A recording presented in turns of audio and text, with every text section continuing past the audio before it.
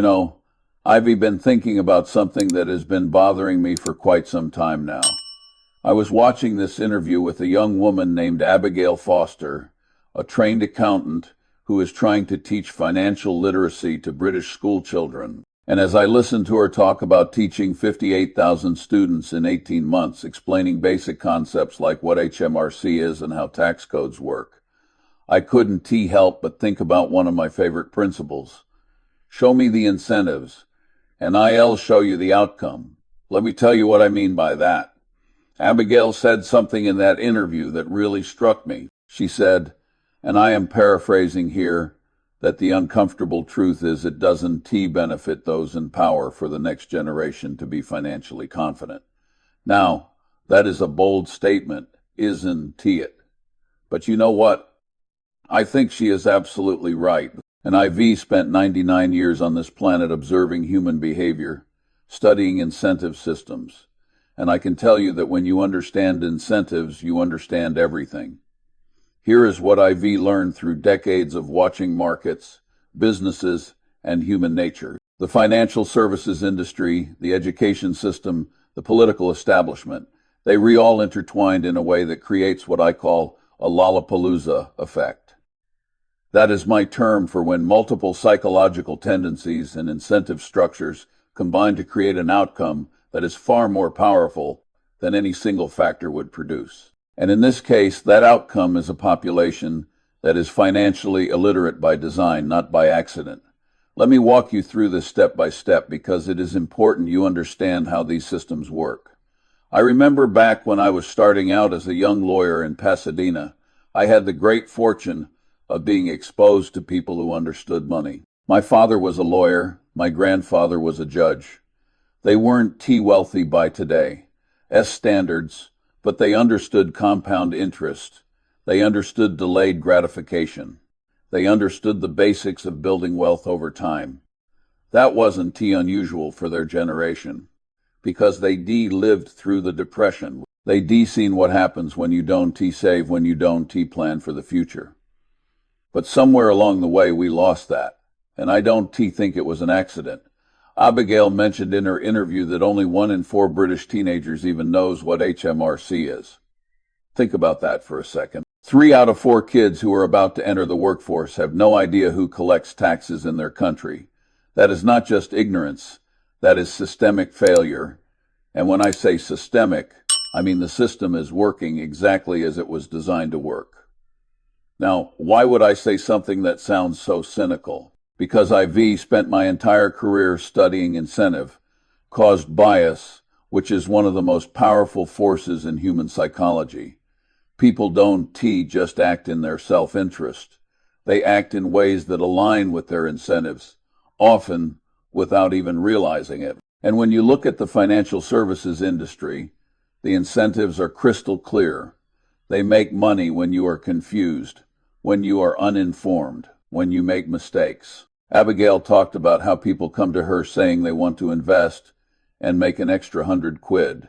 And when she looks at their tax code, she discovers they giving away thousands of pounds.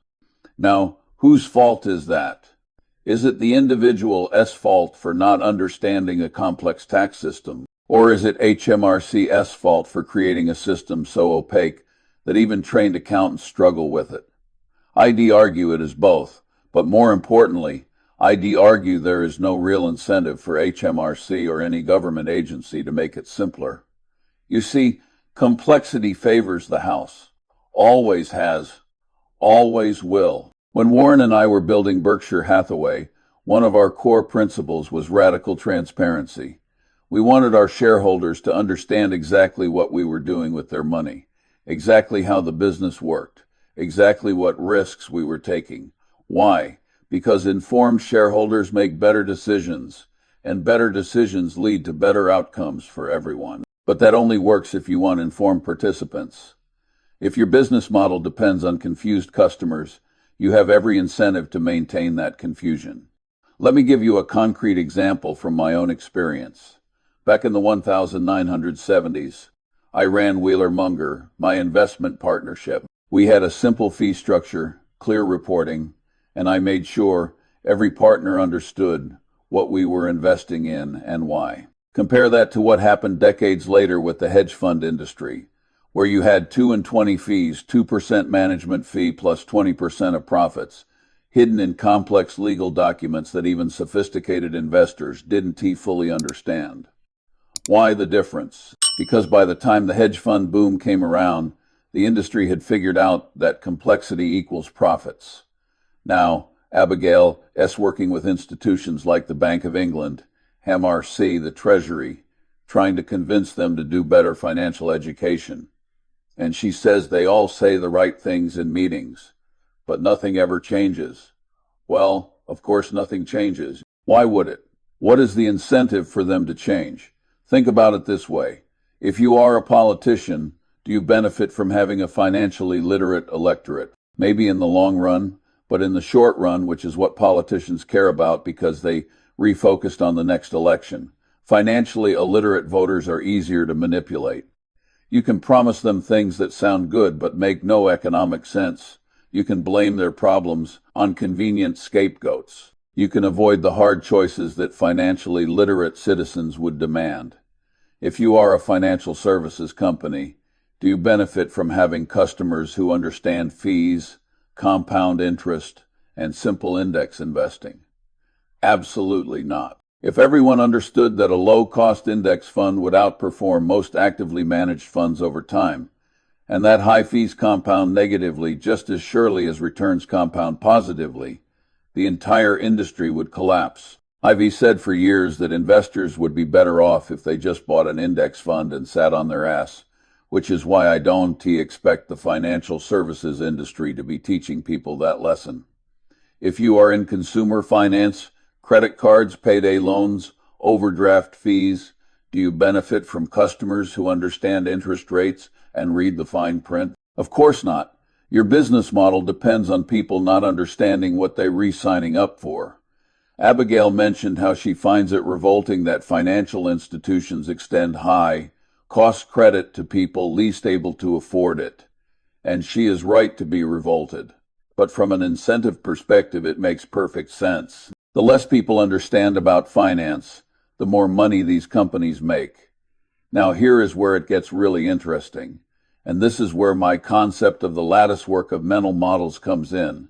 You can understand this problem by looking at it through just one lens.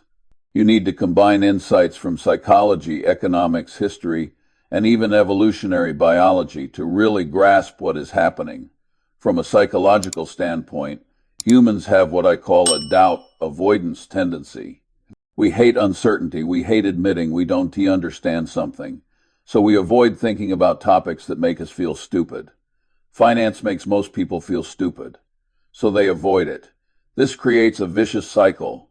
The less you engage with finance, the less you understand it, the more it makes you feel stupid, the more you avoid it. There is also what I call social proof. We look to others to determine what is normal, what is acceptable. And if everyone around you is financially illiterate, if everyone is living paycheck to paycheck, if everyone is carrying credit card debt, that becomes normalized. It doesn't feel like failure, it feels like life. Abigail talked about teaching 6 and 7-year-olds and how their money mindsets are already being formed by what they hear adults say. If a kid hears we don't have money, or money doesn't grow on trees repeatedly, that shapes their entire relationship with money for life. From an economic standpoint, this is a classic market failure. In a truly efficient market, there would be competition to provide clear, honest financial education and services. But financial education is what economists call a public good. Everyone benefits from it, but it is hard for any single entity to capture the value they create by providing it. So it gets underprovided. Meanwhile, financial confusion is a private good. The companies that create and maintain it can capture enormous profits from it. From a historical standpoint, we've been here before. I lived through an era when the financial system was much simpler. When I was young, banks paid you interest on savings, charged you interest on loans, and that was pretty much it. You could understand the entire financial system in an afternoon. But since the 1970s, and especially after deregulation in the 1980s, the system has become exponentially more complex. Why? Because complexity creates opportunities for profit, but also opportunities for abuse. Now, Abigail mentioned something that I found particularly telling. She talked about how the British education system has been the same for 200 years, designed to train people to work in factories. And that is exactly right. The education system wasn't designed to create independent thinkers who can manage their own finances and question authority. It was designed to create compliant workers who follow instructions. That made sense in the Industrial Revolution. It doesn't make sense now, but the institutional inertia is enormous. Ivy always believed that education is everything. Warren and I, we relearning machines. We read constantly. We question our assumptions. We update our beliefs when we encounter new evidence. That is how you succeed in life. Not just in investing, but in everything. But that kind of education, learning to think, learning to question, learning to analyze, that is not what most school systems provide. They provide rote memorization and compliance training. Abigail talked about how she goes into schools and teaches kids about finance, and they incredibly engaged. They want to learn this stuff. The year nines might be tough to engage, but even they perk up when you talk about investing in money. So it is not that kids don't want to learn about money. It is that the system isn't prioritizing teaching it to them. And again, we have to ask why. The uncomfortable answer, which Abigail touched on, is that financially literate, politically engaged young people would demand changes that threaten existing power structures. They ask why they're repaying so much in taxes, where that money is going, whether it is being spent efficiently. They question why politicians promise things that are mathematically impossible. They demand better services from financial institutions. They be harder to manipulate, harder to exploit. Now, some people might say I am being too conspiratorial, that this isn't a deliberate plot to keep people ignorant. And maybe it is a conscious conspiracy. Maybe it is just an emergent property of a system where the incentives all point in the same direction. That is the thing about incentive, caused bias. It doesn't require conspiracy. It just requires people acting in their rational self-interest within a system that rewards certain behaviors and punishes others. Let me tell you a story that illustrates this point. Back when I was on the board of Wesco Financial, we were in the savings and loan business, and we watched as the entire industry went mad in the 1980s. CILLs that had been conservative, boring institutions for decades suddenly started making crazy real estate loans, taking enormous risks, paying absurd interest rates to attract deposits. Why? Because the incentive structure changed. Deposit insurance meant they could take risks with other people's money. Accounting rules let them book profits before the loans were actually paid back. Executives got bonuses based on short-term results. The result was predictable. Hundreds of CILLs failed, costing taxpayers hundreds of billions of dollars. But here is the key point. Most of the executives who made those crazy decisions weren't evil people trying to destroy the financial system. They were ordinary people responding rationally to perverse incentives. When you can take big risks with other people, money, and keep the profits if things go well but face no consequences if things go badly, of course you are going to take those risks. The financial literacy crisis works the same way.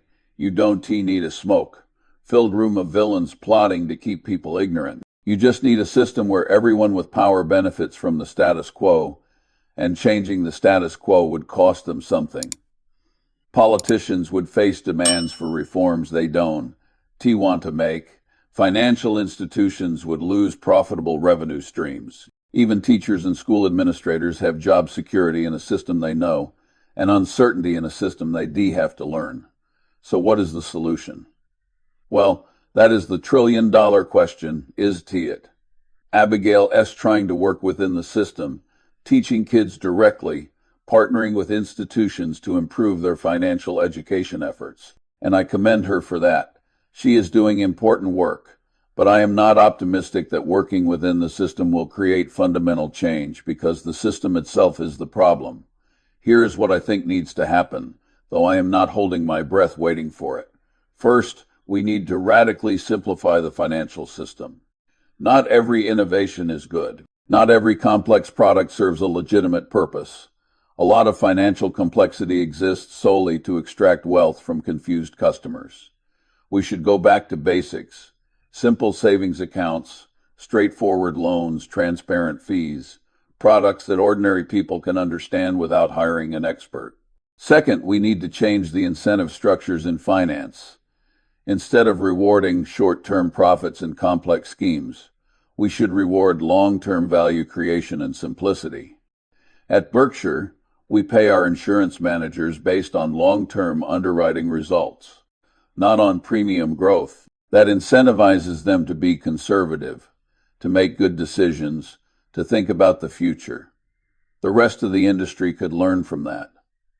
Third, we need mandatory financial education, starting young, not an hour a year, as Abigail described, but serious, sustained education throughout school. And it needs to be taught by people who actually understand finance, not by teachers who mean well but are themselves financially illiterate. Abigail mentioned hearing teachers tell kids not to go to university because it is too expensive, without understanding the nuance of that decision. That is dangerous. Fourth, and this is where I might differ from some people, I think we need to accept that government isn't going to solve this problem. Governments respond to political incentives, and the political incentives favor the status quo. Real change is going to come from individuals taking responsibility for their own education, from parents teaching their kids, from entrepreneurs like Abigail building businesses that provide real financial education outside the traditional system. You know, Warren always talks about the importance of reading, of continuous learning. I think I've read even more than he has over my lifetime. And one thing I've learned is that you can wait for institutions to give you permission to educate yourself. You have to take it upon yourself. That was true when I was young, and it is even more true now when information is freely available online. Here is something else Abigail said that really resonated with me. She talked about how kids these days use TikTok as their search engine, and they end up getting terrible financial advice from influencers who don't know what they were talking about, who are often just trying to sell them something, and that is absolutely true. But you know what? That has always been true. When I was young, the equivalent was stock tips from your barber, or your neighbor, or some guy at a cocktail party. The medium changes, but human nature does. The solution is the same now as it was then. Develop your own capability to evaluate information, to think critically, to separate sense from nonsense. I've always said that it is better to be roughly right than precisely wrong. Don't get caught up in complicated formulas and fancy theories. Focus on the basics. Spend less than you earn. Save the difference. Invest in businesses you understand. Give it time to compound. Avoid debt. Avoid get rich quick schemes. It is not complicated, but it does require discipline. Abigail mentioned something about how boys especially want to learn about investing in crypto and making millions. And I understand that impulse. I was young once. I wanted to make money too. But you know what I learned early on? The way to make money is to deserve to make money, not through tricks or schemes or speculation, but by providing value, by being useful, by solving real problems.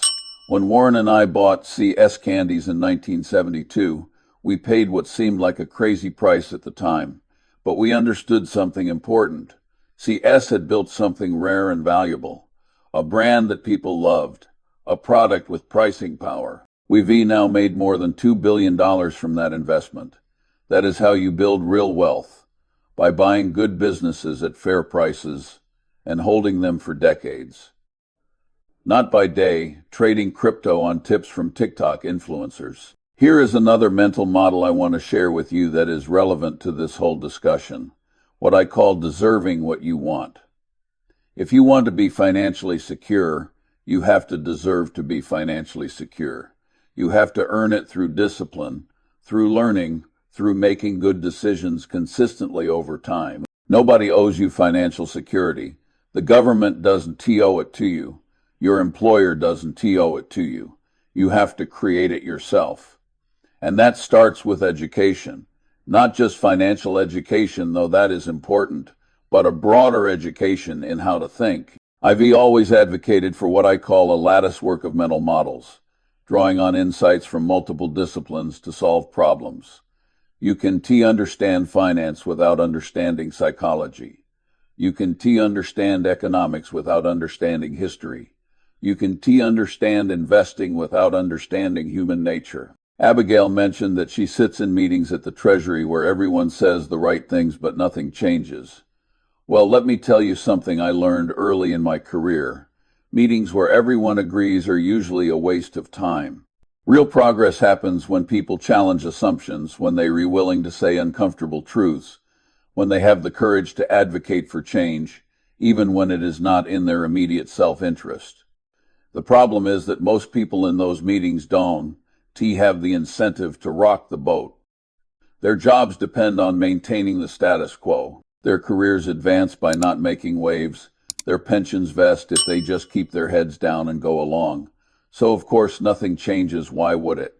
This is why I've always been skeptical of bureaucracies and large institutions. Not because the people in them are bad, most of them are well-meaning, but because the incentive structures make meaningful change nearly impossible. It is like trying to turn an aircraft carrier. Even if the captain wants to change course, the momentum and inertia are enormous. The financial literacy crisis is a perfect example of this. Everyone knows it is a problem. Everyone agrees something should be done, but actually doing something would require political courage, institutional reform, and a willingness to challenge powerful interests. And those are in very short supply. So what do we do? Well, if you are a young person listening to this, here is my advice. Don't wait for the government to fix education. Don't wait for your school to teach you about finance. Don't wait for financial institutions to suddenly become transparent and honest. Take responsibility for your own education. Read voraciously. Question everything. Learn from people who actually built wealth, not from influencers who make money by selling courses. Start simple. Learn about compound interest. Albert Einstein supposedly called it the eighth wonder of the world. And whether he said it or not, it is true. Understand that every dollar you save at 25 could be worth $10 or $20 or $50 by the time you retire. Understand that every dollar you spend on unnecessary consumption is really stealing from your future self. Learn about opportunity cost. Every choice you make has a cost, not just the money you spend, but the alternatives you give up. If you buy an expensive car, you are not just spending that money, you are giving up the investment returns that money could have generated for decades. Is the car worth it? Maybe, maybe not, but at least make the choice consciously, understanding the full cost. Learn about incentives. Always ask cui bono, who benefits. When someone's trying to sell you something, ask yourself how they make money. When a politician proposes a policy, ask who benefits and who pays.